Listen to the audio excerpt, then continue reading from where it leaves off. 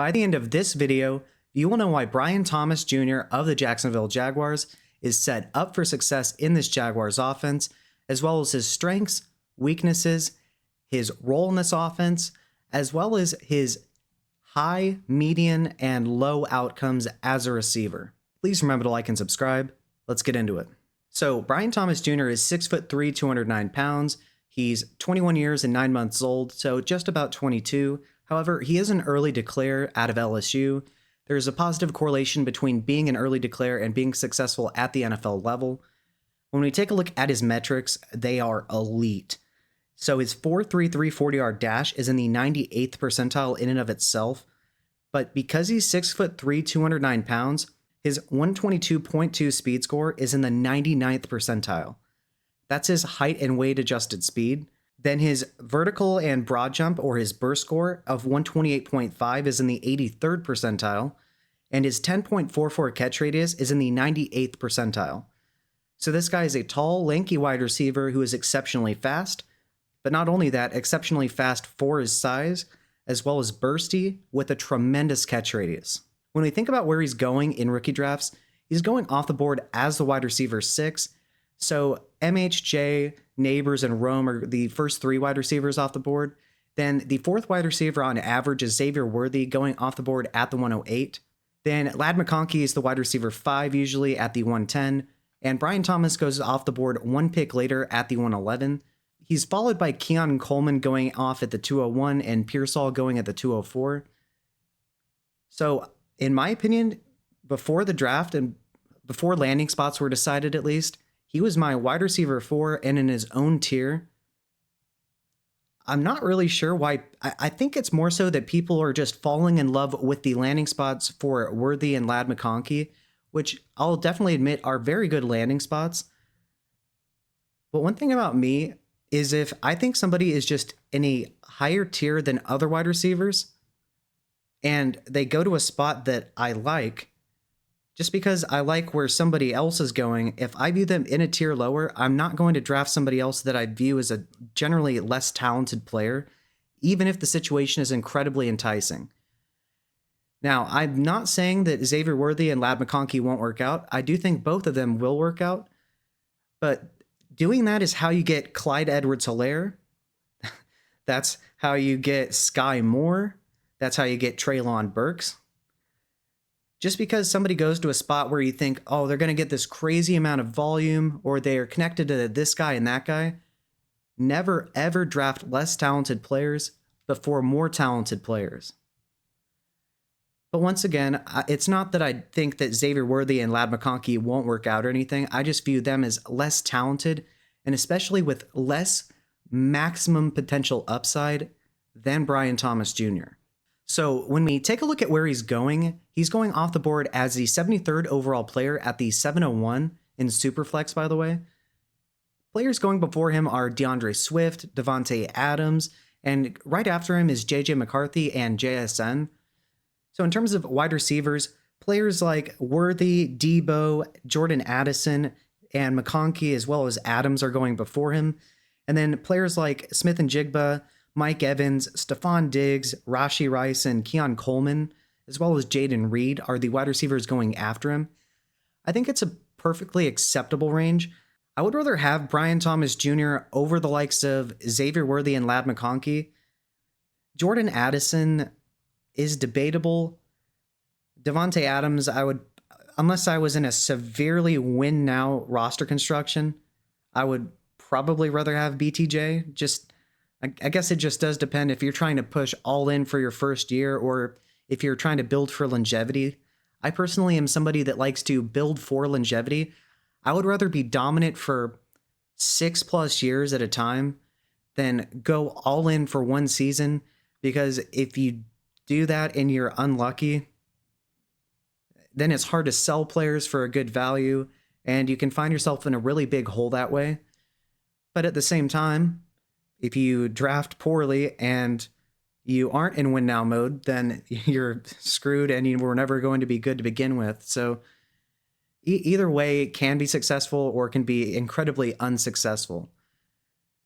Now, personally, I do love JSN. I think that First of all, Shane Waldron's offense, they would have liked to run more 11 personnel, but their tackles were hurt all the time. So they were using 12 personnel, which is 2 tight ends and only 2 wide receivers to help out the backup tackles. So I do think that he would have had a little bit better of a rookie season if they weren't having such offensive line issues. But people act like he was a complete bum. This guy had 2 game-winning touchdowns for them. He had over 600 receiving yards and 4 touchdowns. I think people are spoiled by players like Jamar Chase, Justin Jefferson, and Puka Nacua, who are very good players that were thrust in a role with nobody else around them to absolutely dominate from week 1. That's just not always going to be the case. But this isn't about JSN. Regardless, I think he's going very appropriately in dynasty startups. I would just have him a couple spots ahead, and I would rather have some of these other rookies just a little bit behind him. So the NFL agreed with my assessment of Brian Thomas Jr. in the sense of he was the 4th wide receiver drafted. Like I said, I had him as my wide receiver 4 in his own tier. However, I will admit the Jaguars did trade down before selecting him, so they potentially were willing to risk missing out on BTJ. But regardless, 23rd overall draft capital is very solid for a wide receiver. So I scoured the internet in search of data for wide receivers who were selected in the back half of the first round versus wide receivers who were drafted in the second round. So Brian Thomas Jr. was picked 23rd overall, so he definitely fits in that category. So for wide receivers picked from picks 16 through 32, the amount of them that scored 16 or more fantasy points per game, about 29.8% were able to do that for at least one season. And then 19.1% were able to have 2 or more 16 plus point seasons. Then when it was amped up to 19 fantasy points per game, 14.9% of them were at least able to have one season such as that, whereas 6.4% were able to have 2 or more. So you have about a 30% chance of getting somebody that can give you 16 plus fantasy points per game at least once, as well as around a 20% chance that it happens multiple times. Then you have about a 15% chance of them getting 19 or more points in any one individual season, with about a 6% chance of them doing so multiple times. So not the most insane hit rates, but to be fair, when it's compared to wide receivers drafted in the second round from 2010 to 2023, the amount of those who scored 16 or more fantasy points per game in at least one season was only 19.1%. Then for more than one of those seasons was only 11.2%. So that figure's dropped from 29.8% to 19.1% for just one season of such production. And then it's dropped from 19.1% to 11.2% for that to happen multiple times for a second round wide receiver. Then when we look at 19 plus fantasy points per game for second round wide receivers, only 6.7% of them were able to do so once, and 3.4% were able to have multiple seasons of 19 plus fantasy points per game production. So then I also found some more data, and it looked through all wide receivers drafted from 2010 until the current draft, and it went back as 2004 for a couple of the top 10 selections. So this data found that top 10 players like MHJ, Neighbors, and Odunze had a 27.3% chance of being a superstar, a 22.7% chance of being a stud, which would be a wide receiver 1 in general, a 4.5% chance of being a wide receiver 2, a 9.1% chance of being a wide receiver 3, and then about 10% chance of being a brief value, and then it found that about 27% of the time they're going to be busts. Then it goes from picks 11 to 24. Now keep in mind, this would be just BTJ. 17.9% of the time they were superstar wide receivers. Then another 17.9 were studs, which would just be wide receiver 1s. Then about 10.7% of them were going to be wide receiver 2s, 7.1 wide receiver 3s, 3.6% of them were just solid. Then 14.3% of them were brief values, as well as 28.6% of them just being flat out busts. So historically, he has over a 30% chance of being either a wide receiver 1 or a superstar wide receiver. That's pretty good. Then another 17% chance of being either a wide receiver 2 or wide receiver 3. And then admittedly, a little under 30% chance of just being a flat out bust. Then when we take a look at picks 25 through 40, now keep in mind that would be players like Xavier Worthy, that would be Keon Coleman, that would be Xavier Legette, and Ladd McConkey. They have about a 15% chance of being a superstar, a 0% chance of just being a general wide receiver 1, a 20% chance of being a wide receiver 2, a 5% chance of being a wide receiver 3, a 5% chance of being solid, 17.5% chance of being a brief value, and then a 37% chance of just being a flat out bust. So once again, any individual player can be as good as they're going to be, but statistically, there is a distinction between Brian Thomas Jr. and these other wide receivers if you take into account draft capital. So when we take a look at the Jacksonville Jaguars depth chart, they still have Trevor Lawrence, the 2021 first overall pick. I think he's a little bit underrated. He hasn't had the best playmakers around him. They've been solid, but his offensive line especially is just, it's been atrocious. This guy has no time to throw. They don't do very much in the running game. But regardless, they have Travis Etienne at running back. He is a very solid running back. He's been overused a little bit in my opinion. I think he's a player that's more effective when he gets a little bit less work than a little bit more work. Extremely explosive though. Then backing him up is Tank Bigsby, who's looked atrocious, and D'Ernest Johnson, who has looked like a solid pass catching threat, but just in general isn't going to be anything for us. Then you have Christian Kirk, who is a dynamo from the slot, and he can be a flanker. You generally don't want him as an X receiver, but you can do it. Then they signed Gabe Davis, who I think is going to be the primary X, so he's going to line up on the line of scrimmage generally.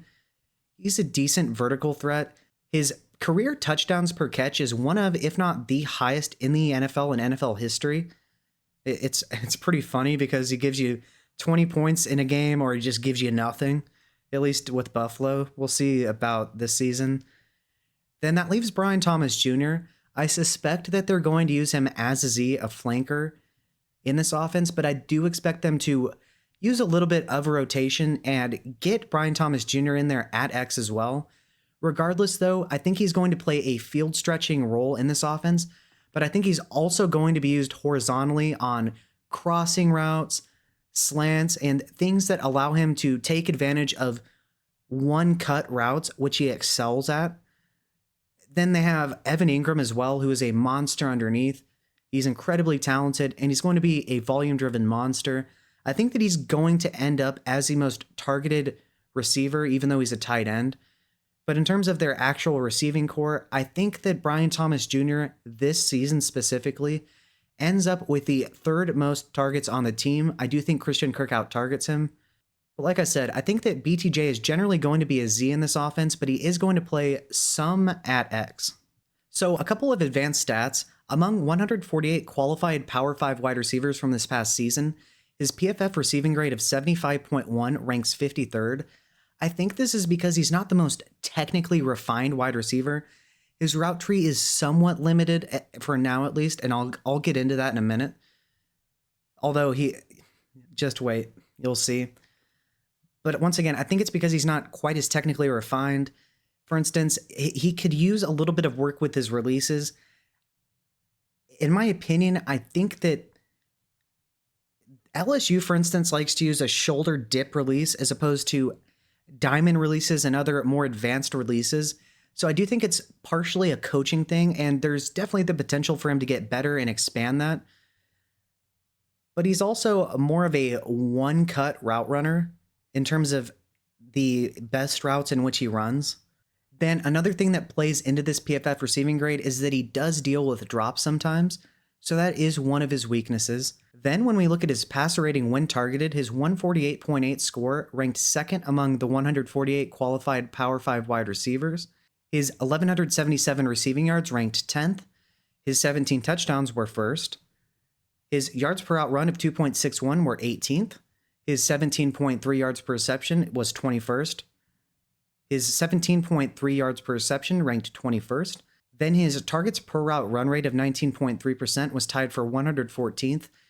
To contextualize that, though, he did have Malik Neighbors alongside him, who is just a better wide receiver. I mean, you can like both of them and just be rational and understand that Neighbors is just a better talent. But regardless, when he was targeted, very good things happened, such as the passer rating, the 1,177 yards. So yes, while his PFF receiving grade and targets per route run rate were not the best, very good things did happen when he was targeted, such as the passer rating of Jaden Daniels, the 1,177 yards, which admittedly, there were some fluky plays that went for long touchdowns, but to be fair, if he wasn't the incredible athlete that he is, he wouldn't have scored them. And he didn't accidentally get 17 touchdowns either. This guy is a serious threat in the red zone. So anyways, only Michigan wide receiver Roman Wilson had a higher percentage of his targets go for touchdowns or first downs this past season.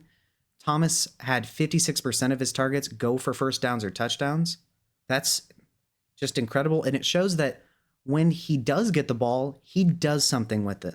Then to contextualize his 10-yard split, which is the first 10 yards of his 40-yard dash, his 1.5 was 100th of a second slower than Xavier Worthy. Think about that.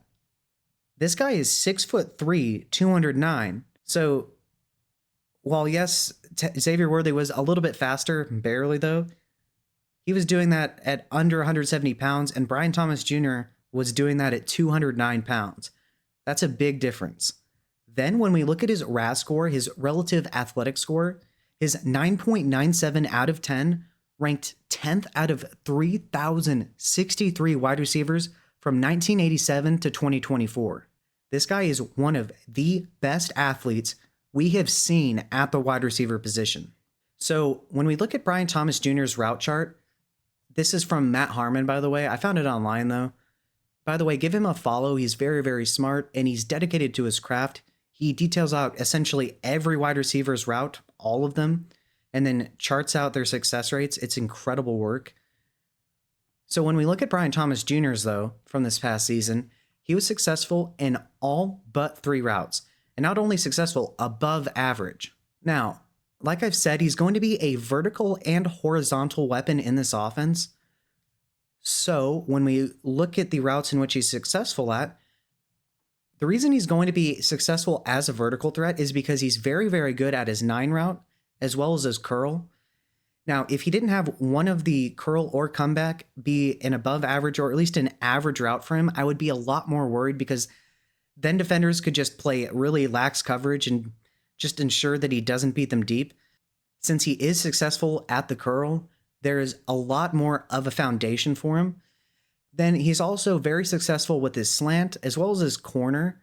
So what that does is it gives him more ability to be a horizontal weapon in this offense, as well as a vertical threat and a short area threat.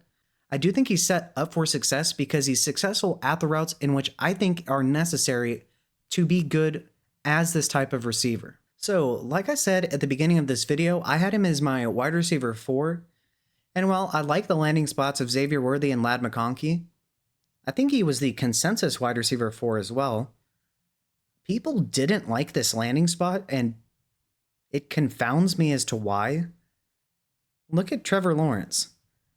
His accuracy rating overall of 6.6 was 11th in the NFL. But this is where it really, really matters. His deep ball completion percentage of 42.3% was good for 12th. That's above the median. When we look at his deep ball accuracy rating, his 5.9 was 8th. That's top 10. Then his deep ball catchable pass rate of 50% was good for 13th. So above the median. This and the fact that they don't really have an established wide receiver 1. Christian Kirk is a good player, but he's generally not going to be most teams' wide receiver 1. And then Gabe Davis. He is better than some people give him credit for, but he's definitely not a number 1 wide receiver. So the receiving room is generally open for him to take advantage of, and he's connected to an above average quarterback at the skills in which he needs to be successful. So I'm going to read off some of my notes about Brian Thomas Jr. while I allow some highlights to play that show you some of the things I've been talking about throughout this video. So at 6'3", with his 4.33 40-yard dash, 122.2 speed score, 128.5 burst score, and with a 10.44 catch radius, Brian Thomas Jr. is the ideal deep threat at the wide receiver position. He immediately gives T-Law something he has never had in his NFL career: a deep threat and a legitimate red zone option. BTJ has a few routes that he runs at an exceptional level, which will immediately translate in this offense and in the specific role in which he's going to be asked to play. The corner, the curl, the slant, the streak, and the slot fade. He has the bend and athleticism to build on his route tree and theoretically become a premier wide receiver. He is also elite at tracking the ball and run after catch, posting a 23% forced missed tackles per catch percentage. He's paired with a quarterback who is perfect for his skills and is in line to be in the perfect position in the offense, switching off between the X and the Z.